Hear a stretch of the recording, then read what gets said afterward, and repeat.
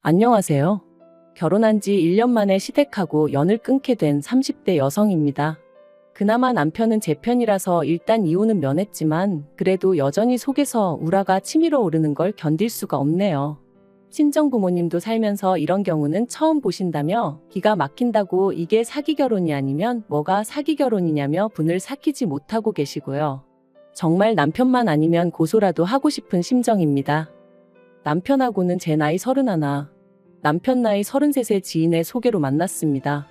당시 저는 하나둘씩 결혼하고 출산하는 친구들을 보면서 조금씩 조바심을 느끼고 있었고, 남편은 시부모님께서 언제 결혼해서 자리 잡고 아버님 회사를 물려받을 거냐며 시쳇말로 하도 쪼아대셔서 나온 자리라고 했었죠. 아무튼 서로 사정이 어떻건 간에 만남 자체가 나쁘진 않았어요. 특히나 다른 건 몰라도 영화 이야기가 나왔을 땐 서로 시간 가는 줄 모르고 대화를 나눴을 정도니까요. 그리고 저희는 영화를 핑계로 누가 먼저랄 것 없이 다음 약속을 잡고 또 잡고 그렇게 만남을 이어가다가 자연스레 연인 사이로까지 발전할 수 있었습니다.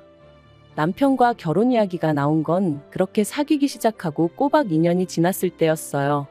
사실 남편과 만나기 시작하고 얼마 되지 않았을 무렵 아버님께서 뇌졸중으로 쓰러지셨는데 이후로 회복이 더뎌 온 가족이 많이 힘들어한다는 건 알고 있었거든요. 그러다 아버님께서 치매 증상까지 보이기 시작하신 이후로는 남편이 하루라도 빨리 결혼식을 올렸으면 하는 눈치였습니다. 온전한 정신이실 때 손주까지는 안겨드리지 못하더라도 최소한 아들이 장가가서 가정 꾸리고 사는 모습은 보여드리고 싶다면서 말이죠. 그리고 저도 그런 남편의 의견에 동의하였기에 그렇게 부부의 연을 맺기로 했네요.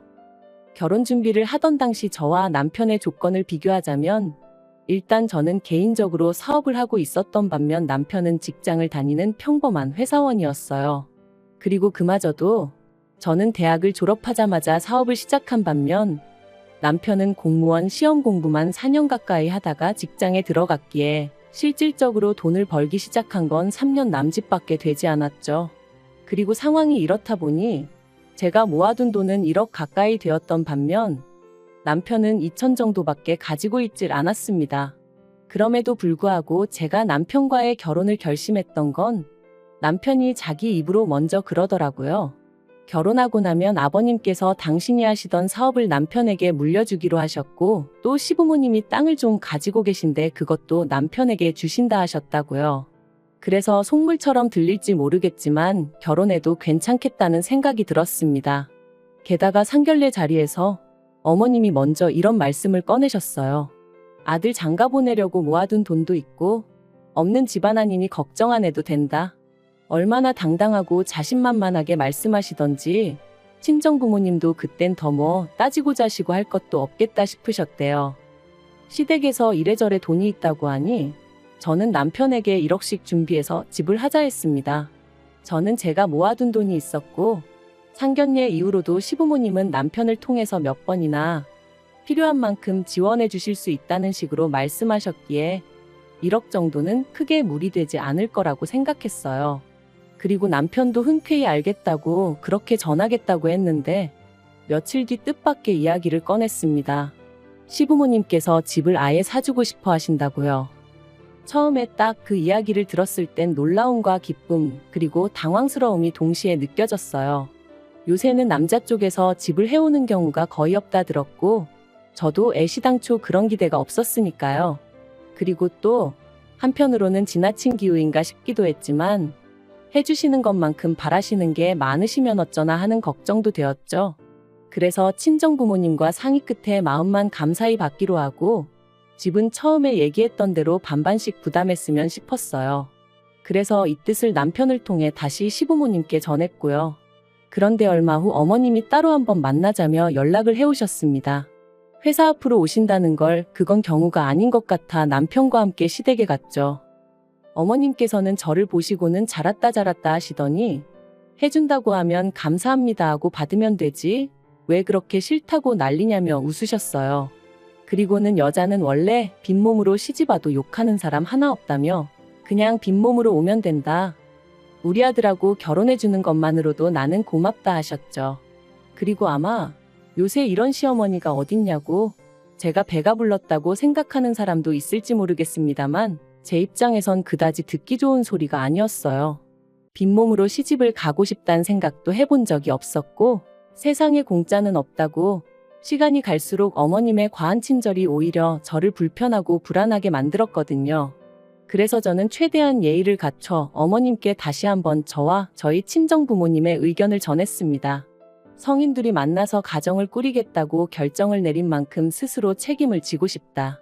물론 남편이 모아둔 돈이 많이 부족하다 보니 어머님 아버님께 도움을 아예 안 받을 수는 없는 상황이 맞다. 하지만 제 몫은 제가 감당하겠다. 그런데 저희 시부모님의 고집은 정말 보통이 아니셨습니다. 어머님께선 제 손을 꼭 붙드시곤 제가 고생해서 벌었다는 그 돈은 잘 가지고 있고 시부모인 우리 볼낯이 없어서 그러는 거라면 혼수나 좀 신경 써서 해오라고. 그러면서 여자가 결혼을 하더라도 자기 돈 얼마는 쥐고 있어야 서럽지 않은 법이라며 남편한테 너무 시시콜콜 다 말해주지 말라시대요. 그리고 저는 이 이야기를 들었을 때 제가 정말 행운아인 줄 알았습니다.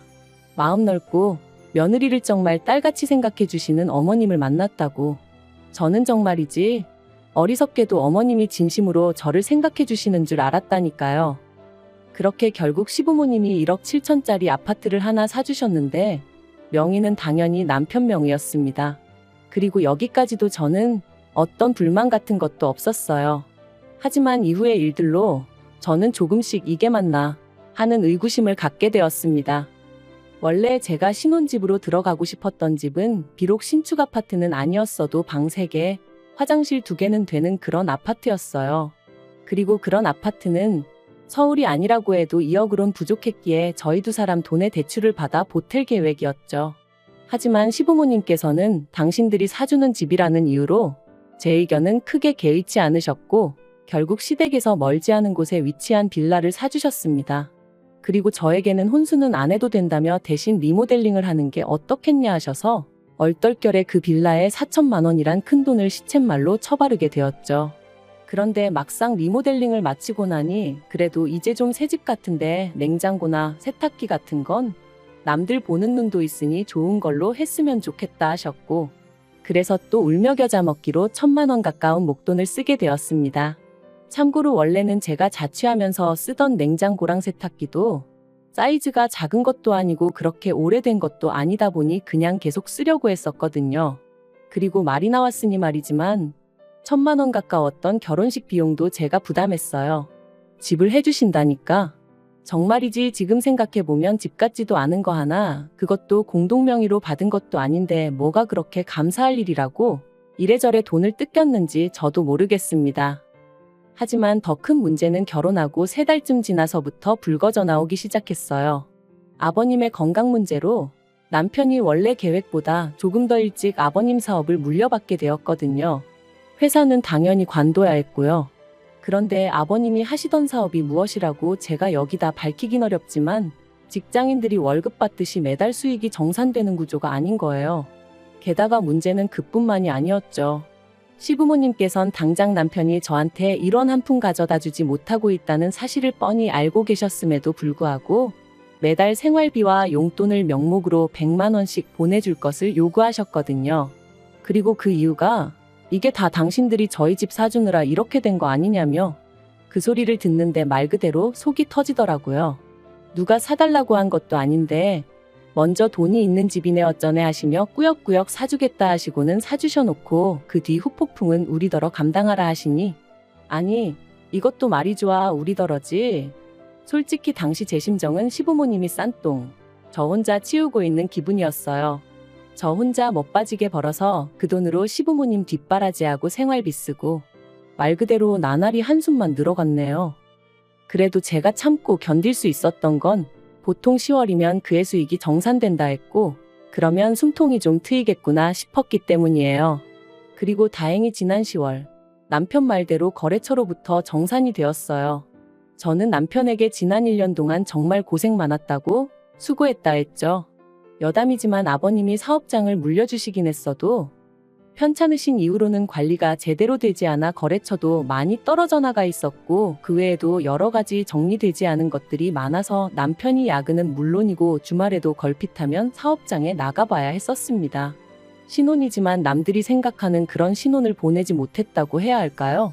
아무튼 그래서 정말 감개무량했는데 바로 다음날 어머님께 연락이 왔습니다. 정산된 수익을 전부 다 당신 통장으로 보내라고요. 황당하고 어이없고 기도 안 차서 도대체 그 이유가 뭐냐고 여쭈었습니다. 지난 1년 동안 남편이 열심히 번 돈이고 이제 저희도 그동안 마이너스 나고 했던 부분들을 메꿔야 하는데 왜 어머님께 돈을 보내드려야 하느냐고요. 그랬더니 어머님이 그 사업장을 남편에게 물려줬다고 해서 모든 권리를 넘긴 것은 아니랍니다. 일을 제대로 배우라는 뜻으로 사업장을 넘겨준 거지. 아직 어머님이나 아버님이 보시기엔 남편이 일을 배우려면 한참 멀었다면서 돈 관리도 당분간은 어머님이 해주실 거니 저더러 아무 신경 쓰지 말고 걱정도 하지 말랍니다. 그리고는 덧붙이시기를 제가 돈도 잘 버는데 왜 돈이 마이너스가 났냐면서 용돈 좀 줄 거냐고 그러시대요.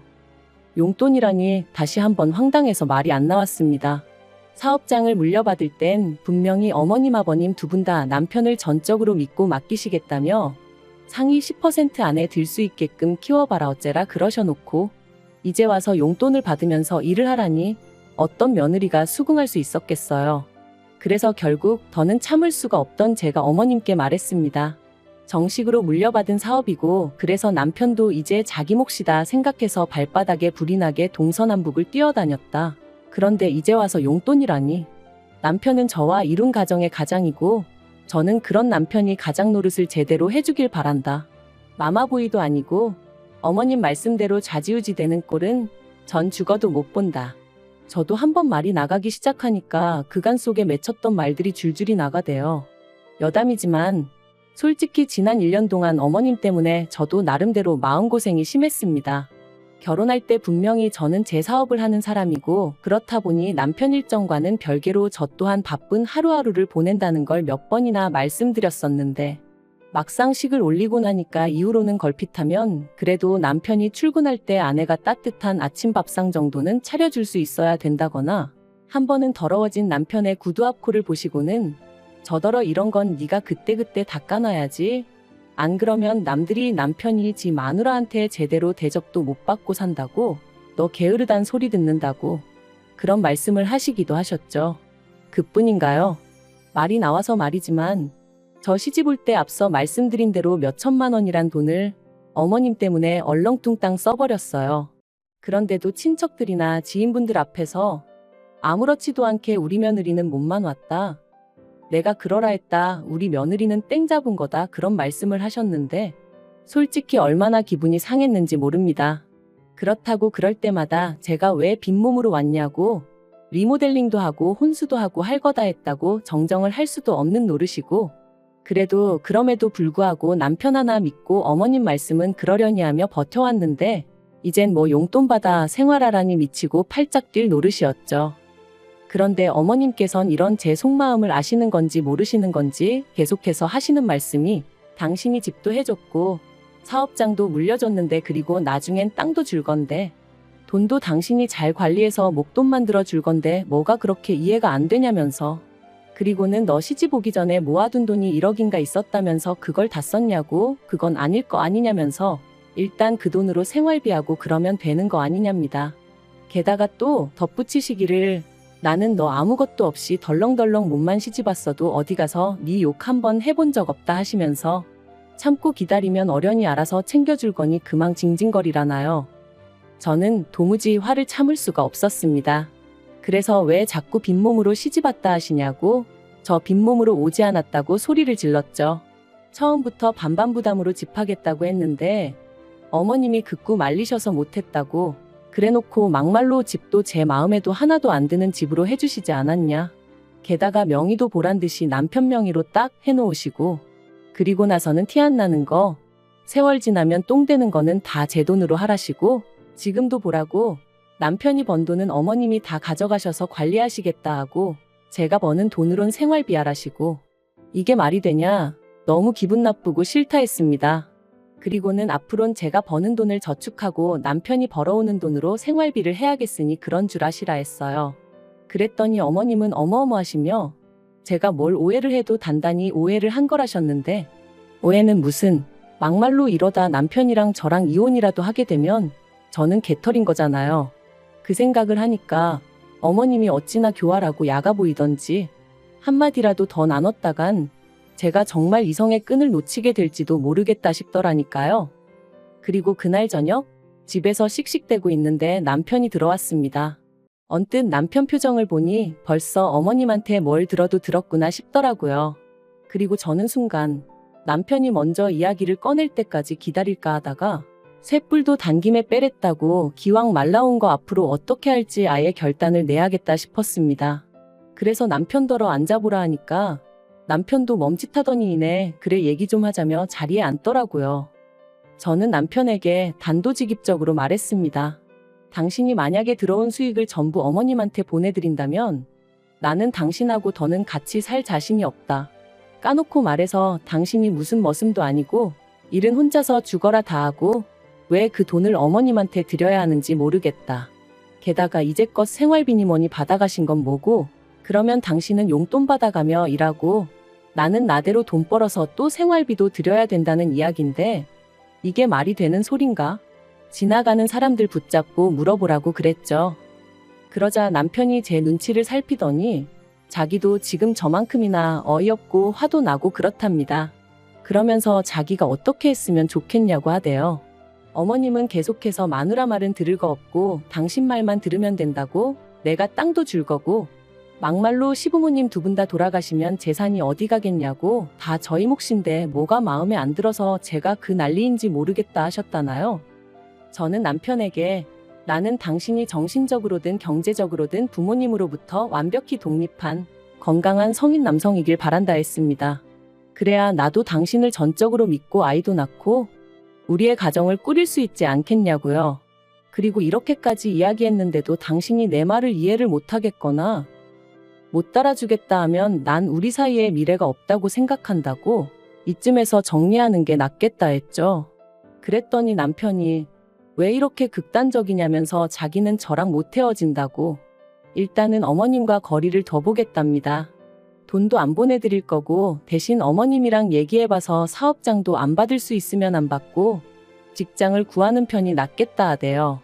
그래서 그러라 했어요. 그리고 결국 지난주에 시부모님과 저희 부부가 만났습니다. 물론 아버님은 치매로 인해서 대화의 일부는 이해하셨다가 또 금세 까먹으시고 그래서 따지고 보면 어머님과 저희 부부만 이야기를 나눈 거긴 한데 아무튼 어머님은 남편이 사업장은 물려받지 않겠다, 땅도 받지 않겠다 하니까 어떻게 그럴 수가 있냐며 눈물을 보이셨습니다. 아버님이 아시면 얼마나 속상해 하시겠냐면서. 그리고는 이게 다 저 때문이라면서 아내가 돼서는 남편을 옳은 길로 안내해야지. 어떻게 부모 뜻을 거스르게 하냐. 내가 너 예쁘게 봐주려고 했는데 더는 안 되겠다. 너무 실망이다 뭐 그러시더라고요. 그래서 저도 어머님한테 이번 일로 실망 많이 했다 했어요. 그리고는 남편에게 어머님이랑 대화 잘하고 나오라고 하고 먼저 자리에서 일어났네요. 차에서 남편을 1시간쯤 기다렸을까? 남편이 저 멀리서 터덜터덜 걸어오는 게 보였습니다. 그리고 이내 차에 오르는 남편의 표정이 밝지만은 않더라고요. 제 마음도 편치 않았죠. 하지만 어떻게 하기로 했는지 물어보지 않을 수도 없고 한참 뜸을 들이다 얘기 잘했냐고 물었어요. 그랬더니 자기도 이번 일로 여러 가지 생각이 많았다며 저랑 약속한 대로 사업장은 안 받겠다 했다대요. 그러면서 당장 사무직인 직장을 구하기는 쉽지 않을 것 같아서 구직하는 동안 택배든 뭐든 되는 대로 일단 해보려고 하는데 괜찮겠냐 하길래 대답 대신 꼭 안아줬습니다. 뭐가 됐든 좋다고 어머님 아버님 그늘에서 벗어나 다시 예전처럼 당신의 능력을 보여달라 했죠. 그렇게 저는 다시 한번 남편을 믿어보기로 했습니다만 사실 마음이 완전히 놓인 것은 아니에요. 이후로 어머님은 계속해서 남편한테 너 아니면 누가 이걸 맞냐면서 연락을 해오시는 눈치셨거든요. 하지만 정말 어머님 아버님이랑 제대로 단판 짓고 수익에 대한 권리까지 완전히 가져온다는 말 그대로 법적인 조치까지 취해지지 않는다면 그런 껍데기뿐인 사업장 개나 줘버리라죠. 그리고 남편과는 별개로 저는 저대로 어머님과는 당분간 거리를 두고 살 생각입니다. 저희 부부가 꾸린 이 가정을 하나의 독립체로 봐주시지 않는 이상 어머님과의 갈등은 피할 길이 없어 보이니까요.